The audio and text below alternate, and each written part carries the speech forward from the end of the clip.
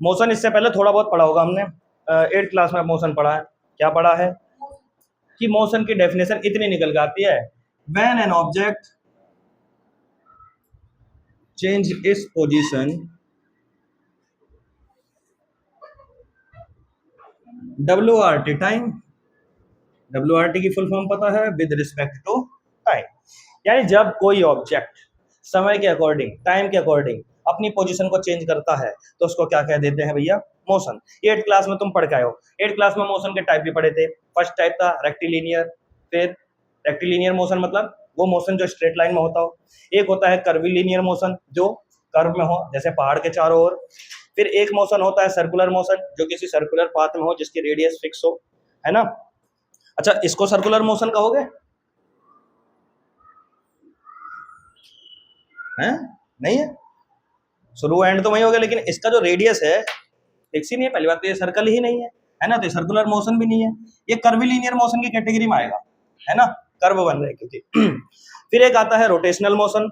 Rotational motion वो motion होता है जिसमें जो भी चीज हो वो अपने सेंटर पे फिक्स होकर घूमती है गोल गोल। एग्जाम्पल के लिए पंखे, ठीक है, जितनी भी मोटर होती है उनका एक्सिस बीच में होता है, सेंटर बीच में होता है, और उसके चारों तरफ वो क्या करती है, रोटेट करती है। वो हो गया रोटेशनल मोशन। उसके बाद एक आता है ऑस्किलेटरी मोशन। ऑस्किलेटरी मोशन क्या होता है, वो पेंडुलम, ठीक है, एक टाइम पीरियड के बाद वो अपनी मोशन की उसको जो है रिपीट करता रहता है बार बार, उसको हम क्या कहेंगे, ऑस्किलेटरी मोशन।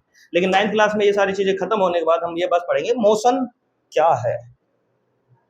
तो कैसे बता सकते हैं, डेफिनेशन तो ये है कि भाई मोशन क्या है, जब भी कोई ऑब्जेक्ट टाइम के अकॉर्डिंग अपनी पोजीशन को चेंज करेगा तो क्या कहलाएगा, मोशन। लाइक मैं पढ़ाते हुए बार बार इधर उधर घूम रहा हूँ तो हर सेकंड मेरी स्पीड जो है चेंज हो रही है, सॉरी हर सेकंड मेरे जो है पोजीशन चेंज हो रही है। मेरे ऑब्जेक्ट, मेरी बॉडी क्या है, मोशन में है।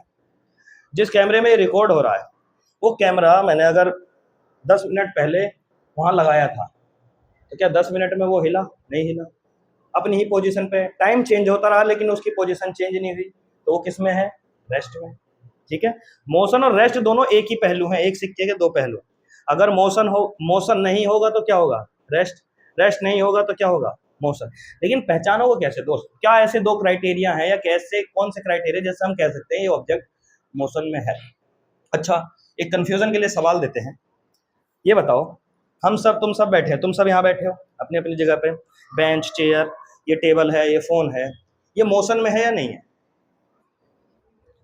अपने अर्थ के डायमेंशन में देखेंगे तो ये मोशन में नहीं है क्योंकि इनकी पोजीशन चेंज नहीं होगी। लेकिन मून पे जाकर अगर तुम देखोगे तो ये मोशन में है। तो इससे हमें क्या समझने को मिलता है कि किसी भी ऑब्जेक्ट को मोशन में बनाने के लिए दो कैटेगरी होती है। पहला, तुमको देखना पड़ेगा टाइम, कि क्या टाइम के अकॉर्डिंग उसकी पोजीशन चेंज हो रही है, और किसके अकॉर्डिंग, मेन पॉइंट होता है वहां फ्रेम ऑफ रेफरेंस। ये शब्द सुना है पहली बार, ओ सॉरी इससे पहले नहीं सुना होगा। फ्रेम ऑफ रेफरेंस मतलब कि कोई एक ऐसी चीज जिसके माध्यम से हम बता सकते हो कि उसके अलावा ये पॉइंट मूव कर रहा है या नहीं कर रहा। एग्जाम्पल एक समझते हैं, मान लो यहाँ रोड पे एक रोड बना दी, यहाँ पॉइंट ए है, पॉइंट बी है, पॉइंट सी है। एक पेड़ इधर बनाओ, एक पेड़ इधर बनाओ, एक नहीं उधर पेड़ मत बनाओ, उतना ही बहुत है। अब यहाँ एक बढ़िया व्यक्ति है जो टहल रहा है, 0 से उसने स्टार्ट करा, 0 सेकंड से, ठीक है, ओके। 5 सेकंड बाद हम देखते हैं, क्या देखते हैं कि 5 सेकंड बाद वो व्यक्ति यहाँ पहुंच गया। अब हमने कहां से देखना था, हमें कहां से देखना है कि भाई उसकी पोजीशन चेंज हुई है नहीं हुई। हमें पॉइंट ए के पेड़ से देखना है, क्योंकि पेड़ किस पोजीशन में, रेस्ट वाली पोजीशन में है। तो जिस जगह से हम किसी भी चीज को नापते हैं कि वो वहां से डिस्प्लेस हुई है या नहीं हुई है, उसी को क्या बोला जाता है, फ्रेम ऑफ रेफरेंस। ठीक है, फ्रेम ऑफ रेफरेंस में एक चीज जो होती है वो रेस्ट में होती है, उसके रिस्पेक्ट में जो भी चीज मूव करेगी वो क्या होगी, पोजीशन में, मोशन में होगी। अब जैसे मैं यहाँ खड़ा हूँ इसके आसपास, अगर यहाँ पे तुम्हें कुछ फ्रेम ऑफ रेफरेंस लेना हो तो क्या लोगे, और फ्रेम ऑफ रेफरेंस कुछ भी ले सकते हो। कुछ कहेंगे हम ये बोर्ड लेंगे, भाई बोर्ड तो मूव नहीं कर रहा, बोर्ड अपनी जगह फिक्स है, तो मैं आराम से इसके आगे पीछे हर सेकंड और दूसरे सेकंड मूव कर रहा हूँ। कुछ ये भी कह सकते हो भाई हमने अपने आप एक लाइन बना ली, ये लाइन तुम्हारा फ्रेम ऑफ रेफरेंस है, अगर इस लाइन के पास ही खड़ा हूँ मैं अगले 5 मिनट तक, यानी मोशन नहीं हुआ, लेकिन हर दूसरे तीसरे सेकंड में इस फ्रेम ऑफ रेफरेंस से आगे या पीछे जा रहा हूँ तो मेरा मोशन, मेरी बॉडी जो है वो मोशन कर रही है। तो मोशन बताने के लिए किसी भी ऑब्जेक्ट में मोशन हो रहा है या नहीं हो रहा है, सबसे जरूरी चीज क्या होता है, फ्रेम ऑफ रेफरेंस, यानी तुमको पता होना चाहिए कि भाई हमने रेफरेंस कहाँ से लिया है, किसके माध्यम से बता रहे हो। अच्छा, एक और एग्जांपल समझते हैं। मान लो एक बढ़िया ट्रेन चल रही है, ठीक है, ये शायद मैंने पहले भी बताया हो कि ट्रेन चल रही है, ट्रेन के अंदर पैसेंजर्स बैठे हुए हैं, सामान वगैरह रखा हुआ है बढ़िया। अब ट्रेन रुकी, उस स्टेशन पर कुछ गुंडे चढ़ गए ट्रेन में, लुटेरे, और उन्होंने जाके एक यात्री को उठा दिया, हैंड्स अप, और उसने कह दिया कि हिलना मत।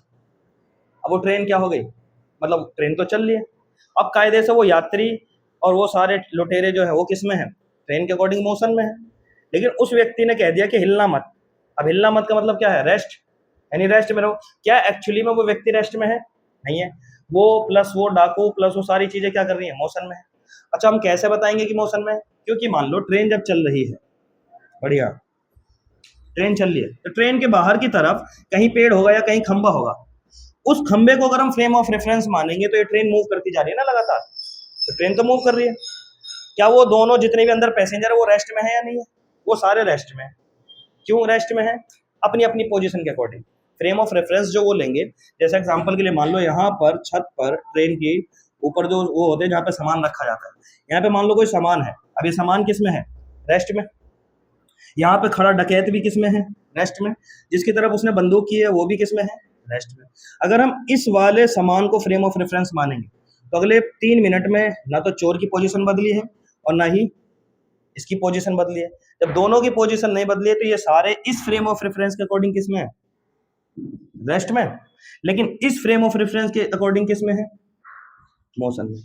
तो किसी भी ऑब्जेक्ट का रेस्ट या मोशन इस बात पर डिपेंड करता है कि फ्रेम ऑफ रेफरेंस क्या लिया।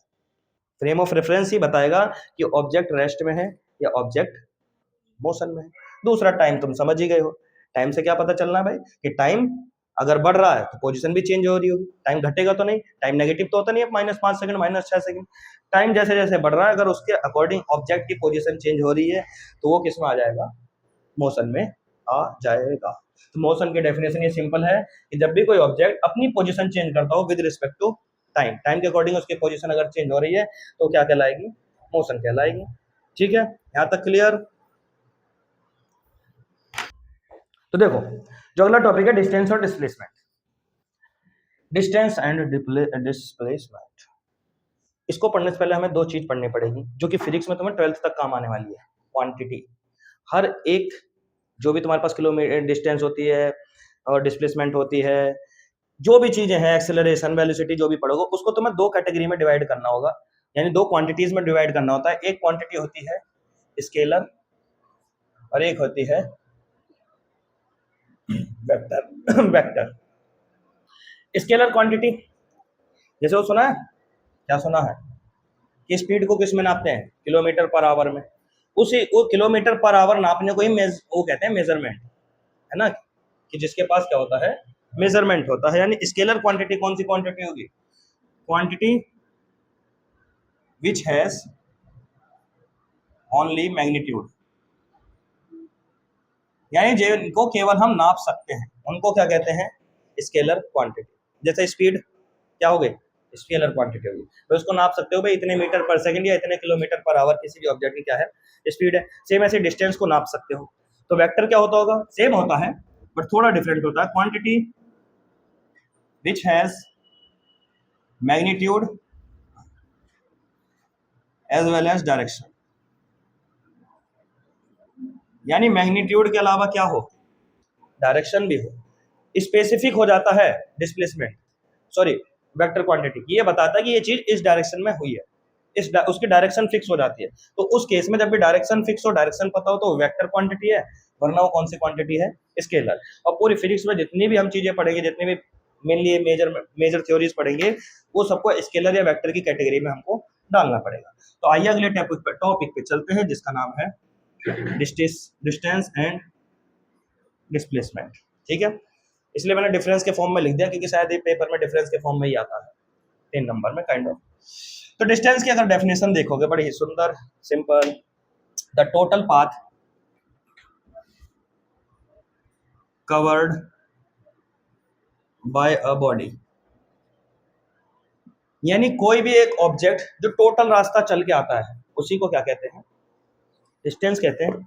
एग्जाम्पल के लिए फरमाइएगा, एग्जाम्पल समझते हैं। मान लो ये है घर, वाह, ठीक है, यहाँ है स्कूल, ये हो गया स्कूल, ये हो गया तुम्हारा सबका अपना अपना अपने अपने घर को फर्ज कीजिए। ऑफ कोर्स घर से जाने के और स्कूल तक जाने के रास्ते, अब तो तुम जंगलों में तो रहते नहीं, एक शॉर्टकट रास्ता होगा, कहीं से भी चले जाओ, एक गलियां बनी हुई हैं सबकी, है ना। मान लो स्कूल ऐसे आओगे, फिर इधर मुड़ जाओगे, ऐसी कुछ कहानी हो जाएगी। भाई मान लो ये कितना है, 120 मीटर है, ये कितना है, 50 मीटर है। तो अगर इस केस में हम डिस्टेंस की परिभाषा, डिस्टेंस की डेफिनेशन के अकॉर्डिंग क्या कह रहा है कि टोटल रास्ता जो किसी भी कोई भी बॉडी कवर करती है उसको क्या कहते हैं, डिस्टेंस। तुम अपने घर से अगर चलोगे, स्कूल तक जा रहे हो, तो कितनी डिस्टेंस कर रहे हो, 120 और 50, टोटल कितना चल रहे हो, 170 मीटर। उसमें भी कुछ बच्चे होते हैं मतलब अपना मस्ती में चल रहे हैं, कोई ऐसे चल रहा है, कोई लुढ़क के चल रहा है, कोई कहीं मारते मारते भाग गया, तो एक्स्ट्रा डिस्टेंस भी चल सकते हो, ठीक। तो डिस्टेंस एक्चुअली में क्या हो गया, total path covered by a body. लेकिन अब इसी सेम एग्जांपल को मुद्दल लिखते हैं और डिस्प्लेसमेंट समझते हैं क्या है। The difference between final position and initial position between object. अच्छा, इसको ये भी हम कह सकते हैं कि किसी भी ऑब्जेक्ट के द्वारा जो शॉर्टेस्ट पाथ होता है, सबसे छोटा रास्ता जो तय करना होता है, उसी को क्या कहते हैं, डिस्प्लेसमेंट कहते हैं। The shortest path covered by any body, जो सबसे छोटा रास्ता कोई भी ऑब्जेक्ट ट्रेवल कवर करेगा उसको क्या कहेंगे मित्र, डिस्प्लेसमेंट कहेंगे। डेफिनेशन और सुंदर हो सकती है, difference between final position and initial position between any object. अच्छा, इधर आ जाओ वापस घर वाले एग्जांपल पे, कि तुम यहां से चले, ठीक है, पॉइंट ए से पॉइंट बी तक गए, फिर पॉइंट सी तक गए, तो ए टू बी गए 120 मीटर, बी टू सी गए 50 मीटर, तो टोटल पाथ तुमने कवर किया, हमने कवर किया, हम सब ने कवर किया कितना, 170 मीटर। ओके जी, नॉट अ बिग डील। अब डिस्प्लेसमेंट की डेफिनेशन ये कह रही है कि जहां भी जाना और जहां से स्टार्ट कर रहे हो उसके बीच का सबसे छोटा रास्ता जो हो, उसी को क्या कहते हैं, डिस्प्लेसमेंट। तो घर के और स्कूल के बीच का जो सबसे छोटा रास्ता होगा वो क्या होगा, क्या ये होगा, यही होगा, है ना। अब अगर ऐसे भी आओगे तो भी कोई फर्क नहीं, ऐसे भी सबसे छोटा रास्ता यही निकलेगा। अब अगर इसे हम राइट ट्रायंगल मान पा रहे हैं, देखने में लग ही रहा होगा, पाइथागोरस थ्योरम लगाओगे तो कितना आ जाएगा, यही आएगा, 5 12 13 के ट्रिपलेट से 130 मीटर। तो टोटल डिस्प्लेसमेंट कितना हो गया इस केस में, डिस्प्लेसमेंट आ गया भाई 130 मीटर, यानी शॉर्टेस्ट पाथ घर और स्कूल के बीच का सबसे छोटा रास्ता क्या है, ये है। यहाँ से तुम इजिली, अब यहाँ से तुम जंगल खोदो, रास्ता खोदो, कुछ भी जुगाड़ लगाओ, अगर घर से स्कूल जाना तो सबसे छोटा रास्ता ये होगा, ठीक है। कितना इजी हो गया डिस्प्लेसमेंट। अच्छा, दोनों की यूनिट क्या होती है, यूनिट इसकी भी सेम होती है, मीटर में या किलोमीटर में नापोगे उसकी भी यूनिट यही रहेगी, not a big deal, metre या किलोमीटर। नेक्स्ट डिफरेंस क्या लिखेंगे, नेक्स्ट डिफरेंस लिखेंगे मित्र, ये जो है होती है स्केलर क्वांटिटी, और वो क्या होती है, वेक्टर क्वांटिटी। अब ये बात हम क्यों कह रहे हैं या आप क्यों समझेंगे, हर बार हर पॉइंट का मुद्दा होता है ना, ये स्केलर क्यों है, इसलिए है क्योंकि इसकी डेफिनेशन में बात छुपी है, टोटल पाथ, कोई सा भी रास्ता जो तुम ट्रेवल कर रहे हो वो सारा क्या है, डिस्टेंस। अच्छा, मैं पढ़ा रहा हूँ जब से क्लास स्टार्ट हुई है तब से मैं कितनी बार गोल गोल इधर उधर घूम चुका हूँ, जितनी बार मैं गोल गोल इधर उधर घूम रहा हूँ वो सारा क्या चल रहा है मेरा, डिस्टेंस। और मैं पढ़ाने के बाद जब एंड पॉइंट पे यहाँ आके मान लो यहीं से स्टार्ट करा था और 1 घंटा पढ़ाने के बाद वापस यहीं आके रुक गया, क्या है वो, डिस्प्लेसमेंट। मतलब शॉर्ट पाथ मैंने जो है end of the day zero displacement करी है। डिस्प्लेस का मतलब, शब्द का मतलब पता है, डिस्प्लेस का मतलब क्या होता है, अपनी पोजीशन से हटना। अगर कोई भी बॉडी अपनी पोजीशन से हटी ही नहीं है, डिस्प्लेस हुई ही नहीं है, तो वहाँ डिस्प्लेसमेंट नहीं है। और डिस्प्लेसमेंट हमेशा किसी ना किसी डायरेक्शन में होगा। डिस्टेंस तो तुम कैसे भी चल लो, घर से स्कूल जा रहे हो, ठीक है, फर्ज करना घर से स्कूल जाना है, पहले तुम इधर डायरेक्शन में गए, साउथ डायरेक्शन में, फिर तुम किधर मुड़ गए, वेस्ट डायरेक्शन में, तो डायरेक्शन चेंज होती जा रही है। तो जब डायरेक्शन फिक्स नहीं है तो कौन सी क्वांटिटी हो जाएगी, स्केलर। लेकिन डिस्प्लेसमेंट के केस में क्या है, डायरेक्शन होती है और फिक्स होती है। जैसे देखो, घर से अगर स्कूल से घर या घर से स्कूल जाना है तो 2 ही डायरेक्शन पॉसिबल है डिस्प्लेसमेंट के केस में, या तो नॉर्थ ईस्ट या साउथ वेस्ट। ये नॉर्थ ईस्ट की डायरेक्शन है और ये साउथ वेस्ट की डायरेक्शन है, यही 2 डायरेक्शन पॉसिबल है, यानी डायरेक्शन फिक्स हो जाती है। और जिस भी क्वांटिटी की डायरेक्शन फिक्स हो वो कौन सी क्वांटिटी कहलाएगी, vector quantity. I hope distance और डिस्प्लेसमेंट में तुम्हें डिफरेंस समझ में आ गया। ठीक है।